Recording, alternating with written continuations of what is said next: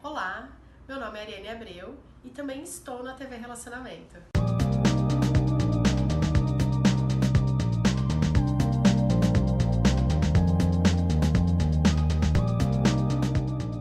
Olá, internautas, iniciamos mais um quadro Você é Top. E hoje aí nós temos convidado uma pessoa também muito top, tem uma experiência fantástica, uma história de vida assim que merece ser compartilhada. Humberto Mesquita, muito prazer em tê-lo aqui. Prazer é meu. Obrigado. Humberto, conta aí para os nossos internautas aí, né, um pouquinho sobre a sua carreira. Pode começar lá desde pequeno. Se eu for contar minha história, eu vou ficar aqui uma hora. Mas eu posso dizer que a minha grande vocação foi o jornalismo. E eu comecei no jornalismo criança, 14 anos, eu trabalhava numa emissora de rádio em João Pessoa, a Rádio Arapuã, porque eu queria ter uma permanente para ver futebol, que é um esporte que eu adoro muito, gosto muito. E eu precisava ter permanente, comecei a trabalhar ali e na Rádio Arapuã, 14 anos. Mas foi na Rádio Arapuã que eu conheci um técnico de futebol chamado Gentil Cardoso. Talvez ele conheça. Gentil Cardoso era técnico do Bangu nessa época. Sim. E eu fui entrevistá-lo em João Pessoa e ele disse assim: garoto, não fique aqui não. Você tem que ir para o Rio, tem que voar. Isso ele me falou numa quarta-feira. Sábado de carnaval eu estava embarcando para o Rio de Janeiro. E cheguei no Rio com 17 anos de idade, certo? Enfrentei muita coisa, mas eu sempre acreditei na vida e sempre acreditei na possibilidade de você fazer alguma coisa se você buscar. Ok. Eu acho que a oportunidade vem da sua audácia, da sua vontade de vencer e da sua vontade de atuar. Eu comecei a atuar na Sport Press, no Rio de Janeiro. Trabalhei com o Zé Dias, do Alcei Camargo, enfim, um monte de gente da época.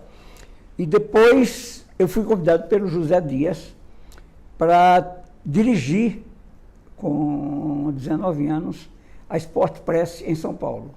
Aqui, a Sport Press funcionava dentro do prédio da Rádio Pan-Americana, não o Jovem Pan. Okay. Na época era a Rádio Pan-Americana. Tá. E foi lá que eu conheci o Narciso Venizio, o Homem do Tempo, etc., aquela coisa toda. Tá. E comecei a trabalhar também na Rádio Pan-Americana, certo? Aí você datilografava as coisas lá na hora? Eu trabalhava no plantão esportivo. Ok. Da Rádio Pan-Americana. E, ao mesmo tempo, eu escrevia para a Sport Press. Fiquei lá um tempo.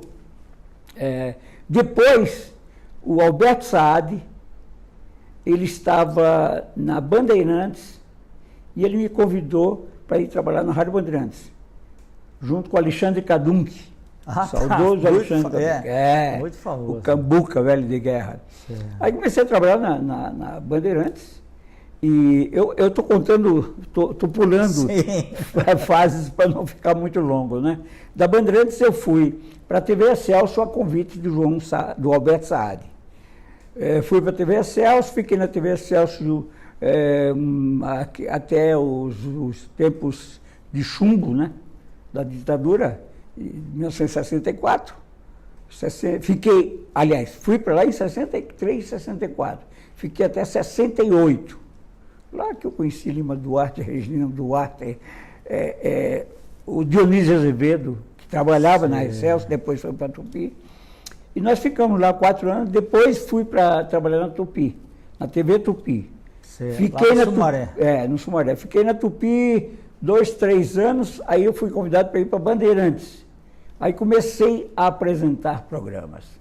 Apresentei o Cheque Mate na TV Bandeirantes, certo? Depois apresentei outros programas lá e voltei para Tupi. Voltei para Tupi para fazer o Pinga Fogo, junto com o Almir Guimarães, com o Zé Milton Ribeiro, com essa turma. Na Tupi eu fiquei mais uns 3, 4 anos, até que a Tupi houve aquela greve infernal, né? Que levou ao fim da Rede Tupi Televisão. Sim. E eu, paraibano como Assis Chateaubriand, liderei a greve dos funcionários. Ok.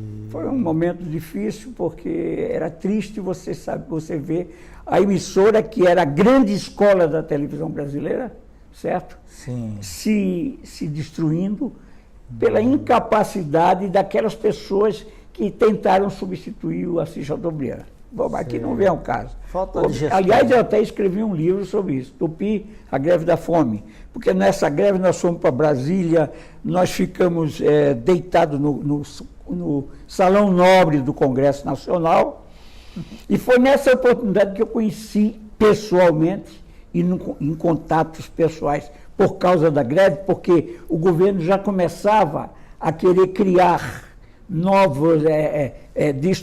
a Tupi foi extinta e eles abriram licitações para novas emissoras. Então apareceu gente, tudo, Silvio Santos, o Maxud, o cara da Abril, como é o Vitor Tivita. Tivita, Roberto Tivita era na época. Ah, tá, Roberto. O Vitor já tinha ido, parece. Tá. Aí ganhou o Silvio Santos, que os funcionários não queriam. Entendi. Nós não queríamos, não, porque achávamos que o Silvio Santos era um cara muito brega. Seria o começo da SBT, complicada. né? Foi. Curiosamente, depois me tornei um grande amigo dele, que sou até hoje, do Silvio, e gosto dele. Porque também tem aquela coisa, aquele ranço que às vezes as pessoas têm de olhar para você, não, porque existia, e até hoje existe, aquele Silvio Santos, ele é brega, aquele negócio de roda-roda, não sei o que, tá. Mas o Silvio é um cara legal, é um cara que ele tem o seu lado altamente positivo, entende? É um grande empresário. Certo? Deve ter feito coisas erradas, quem é que não faz na vida? Nós fazemos, você faz, eu faço, ele faz, enfim. Então nós fomos, no fim de toda uma guerra, onde entraram em cena João Figueiredo, que era o presidente, que nos recebeu, o Goberido Couto Silva, que era o grande, civil, né? Que era o grande homem articulador dessa época, né? E conheci Haroldo Corrêa de Matos, que foi ministro das Comunicações, isso. Enfim, ou seja, entramos em contato com o mundo político brasileiro, certo? Mas, no fim, o Silvio Santos ficou, e nós fizemos um acordo, e o Silvio pegou todos os funcionários da antiga Tupi, e a partir daí nós começamos a trabalhar com o Silvio. Na TV, no SBT, eu me tornei editor de jornalismo, que eu já tinha sido também na Tupi, editor de jornalismo. E apresentei lá um programa que era Gente Importante, certo? E apresentei depois o Isto é Brasil, que era um programa que mostrava o Brasil inteiro. Aí eu conheci o Brasil de norte a sul, de leste a oeste, fiz quase 300 programas lindíssimos, não por mim, mas por causa das imagens que apareciam lá. E foi ótimo, você conhecia a cultura do país inteiro. Inteiro, porque o programa não visava apenas as imagens, as praias, mas visava a cultura. A gente ia conversar com aquele cara que tinha 90 anos e que trabalhou naquela terra, gente de mão calosa. Desbravou, né? Desbravou. E as pessoas falavam. Então eu conheci coisas, lendas da Buiúna, disso, daquilo. E também tive um contato muito próximo, desde a Tupi e também no SBT, na Tupi mais ainda, com os cangaceiros. Interessante, Cangaceiros de Lampião. Gozado, eu sou nordestino, sou paraibano de Campina Grande, com muito orgulho, mas lá eu nunca tinha me levado em consideração o cangaço. Eu vim conhecer o cangaço aqui, trabalhando com a Maria Isaura Pereira de Queiroz, a socióloga, a grande socióloga.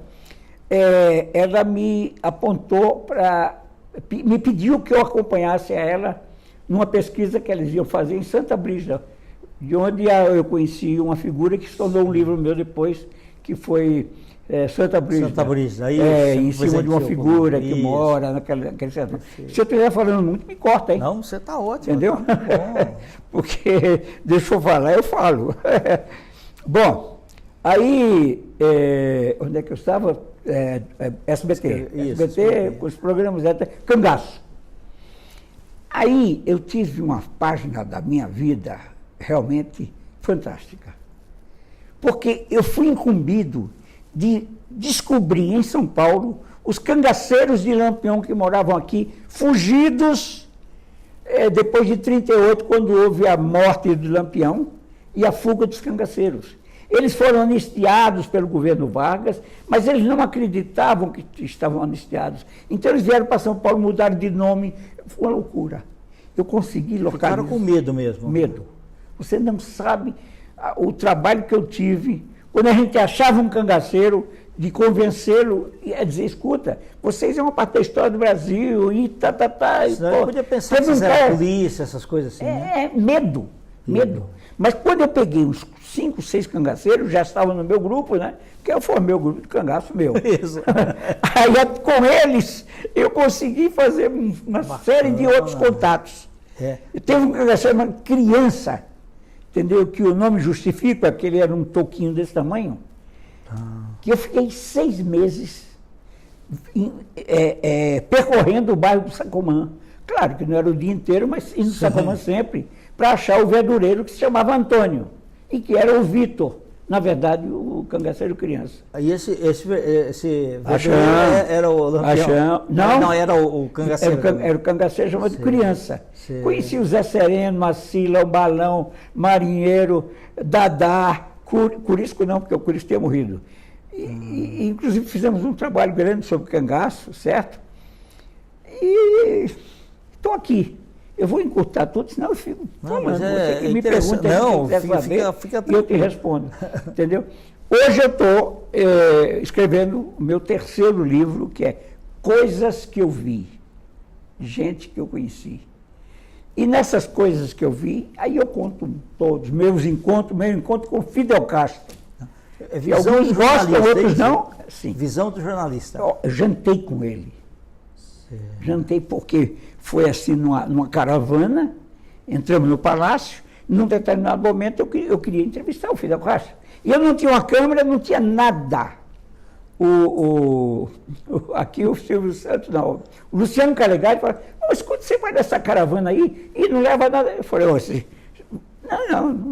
eu não posso dar para você vai passear. Eu disse, você sabe que eu não vou passear. Eu vou trazer uma entrevista do Fidel Castro.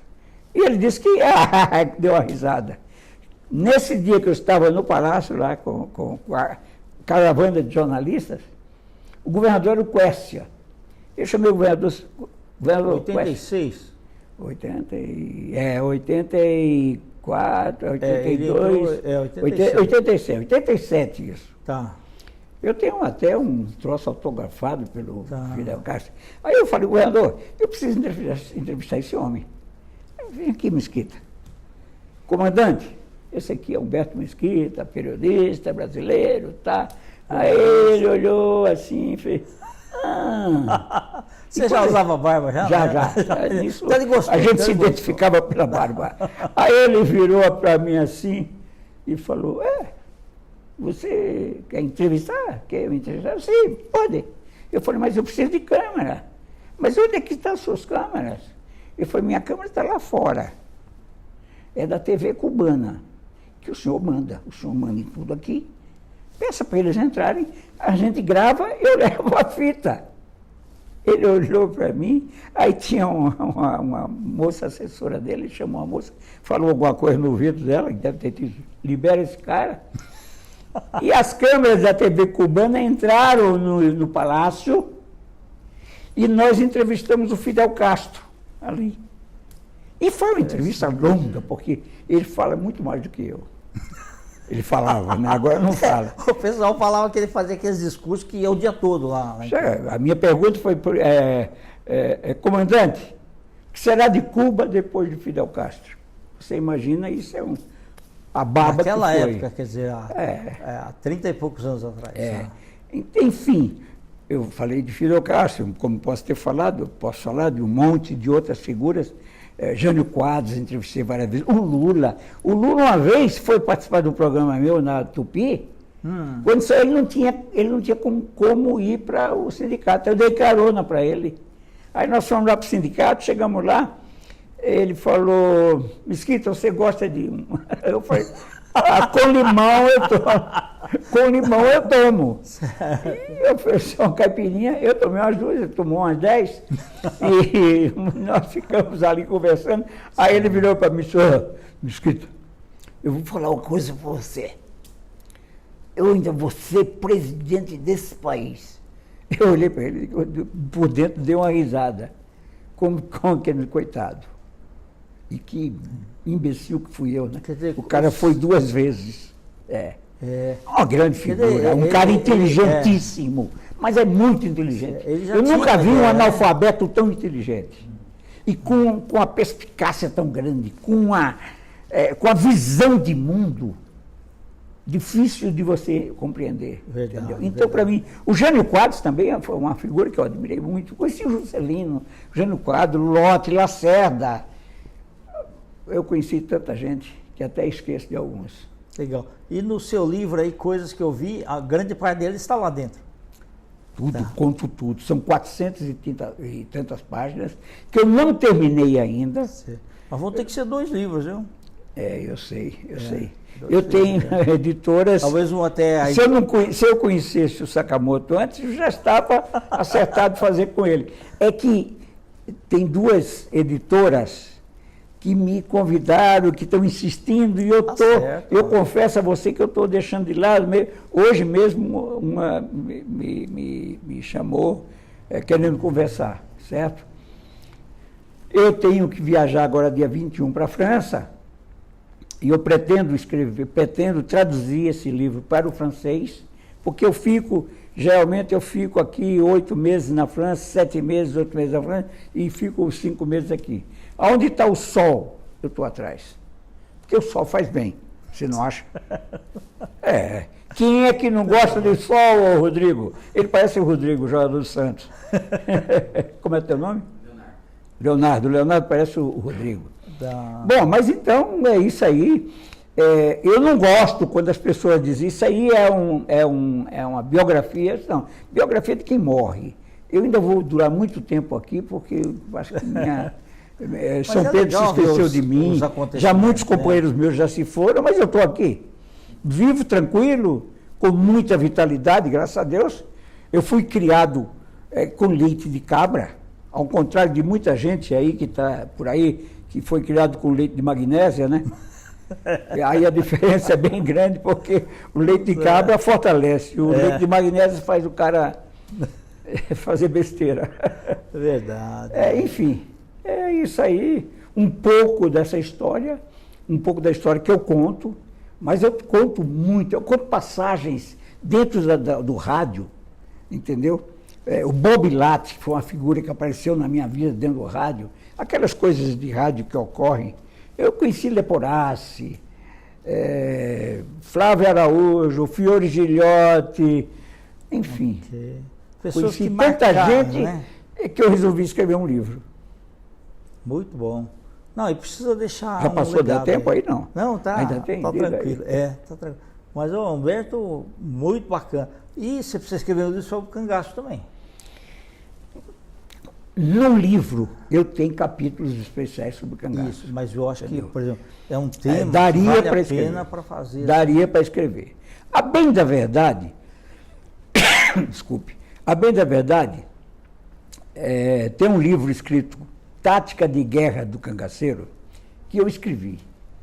Mas quem assinou, não foi publicado? Não, mas quem assinou foi a Cristina Mata Machado, a afinada Cristina Mata Machado, que na época era uma namorada minha, e que ela precisava fazer a tese de doutoramento, e eu sentei com ela, juntamos e escrevemos o livro, que sai no nome dela, está no nome dela. Esse livro existe, está aí, foi editado pela Lemert, entendeu? Mas eu acho que daria para fazer um negócio bom mais para frente. Agora eu estou muito empenhado nesse livro, porque eu acho que ele tem tudo para virar filme, né? Hein? Tem tudo para virar filme também. Tem. Aliás, esse Santa Brígida já tem uma pessoa querendo também fazer dele filme. Agora, você veja uma coisa, companheiros. Em junho e julho, eu vou fazer a caminhada. Que 81? Eu vou fazer a caminhada para Santiago de Compostela. Puxa vida! Vou fazer 800 e tantos quilômetros. Porque eu gosto de andar também, não vejo nenhuma dificuldade. Quando eu estava tendo um pequeno problema nesse joelho, eu chamei o ortopedista, fizemos uma cirurgia, meu joelho foi restabelecido, maravilha, e hoje está tranquilo, entendeu? E eu quero fazer. Porque parece que é uma experiência muito boa. Sim, é verdade. E, Humberto, de onde você, quando acorda, tira tanta vitalidade? Quando é eu leite durmo. de cabra de novo, não? Quando eu durmo, entendeu? Quando eu durmo, a vitalidade chega, naturalmente, entende? E durmo com uma mulher fantástica, que me ajuda muito, que é maravilhosa, Legal. Que é sensacional, que me acompanha em todos os sentidos, certo? E me faz ficar cada vez mais forte. Bacana. O homem tem a pilha Duracell aí já. Hein? Você já tem a pilha Duracell. Pode ser. Carrega rápido, né? Sim, pode ser. Maravilha. Mas eu acho o seguinte, eu acho que a vida é boa quando você sabe absorver as coisas boas. Exato, Entendeu? Eu não vou dizer a você que eu sou um santo, não sou. E que às vezes eu sou briguento quando falam mal do meu time, o Santos. Eu brigo, entendeu? Às vezes, determinadas colocações políticas me irritam, entendeu? Porque você, como jornalista, você tem a obrigação de conhecer os lados, tudo. Não aqui, entendeu? E quando você pega os dois lados da moeda, né? E quando você pega o Facebook, você vê tanta gente imbecil falando tanta besteira, entende? Porque entra aí o fanatismo político, e quando você se fanatiza, você cega e você fala besteira. Aí você começa a dizer besteira, começa a dizer coisas que não convém, entende? Mas, agora, eu amo muito esse país. Legal. Eu gosto muito do Brasil. Acho que não existe país no mundo melhor. Bacana. Infelizmente, Deus foi um pouco malvado conosco. Trouxe tanta coisa boa, mas os políticos que Voz Mercê deu para a gente, desculpa, vamos ver se muda um pouco, põe alguma coisa boa. É verdade. Traz alguma. Porque está difícil de caminhar assim. É verdade. Num país tão lindo. Você chega na França, os franceses adoram esse país, mas adoram, entende? E eles não entendem determinadas coisas, começam a me perguntar, e a gente fala até onde deve. Porque também não é correto você chegar na França, não, aquele país não presta. Eu não digo porque, até porque não presta. O país presta, entende? Exato. Às vezes a gente é que falha. Legal. Humberto, estamos aí nos instantes finais. Nós temos aí uma grande quantidade de jovens que escutam, né, ouvem e veem o nosso programa. Queria que você deixasse uma mensagem para esses jovens aí de hoje. Olha, para o jovem como eu, porque eu me sinto um jovem, como vocês, certo? Eu digo sempre o seguinte: vale sempre a pena lutar. Se você tem uma ideia, caminhe com ela. Para alguns jovens eu costumo dizer, ai, se eles soubessem o que eu sei. Mas quem sabe e quem quer faz. Lute, vá, procure desenvolver uma ideia, um objetivo, vá em frente, porque a sua chance depende só de você, de mais ninguém. E eu estou à disposição de vocês também. Eu costumo dar palestras para estudantes, eu gosto da palestra para estudantes, dei algumas palestras aqui nas favelas de São Paulo, porque aquela gente, eu gosto de conversar com elas, porque elas ouvem muito, certo? Sim.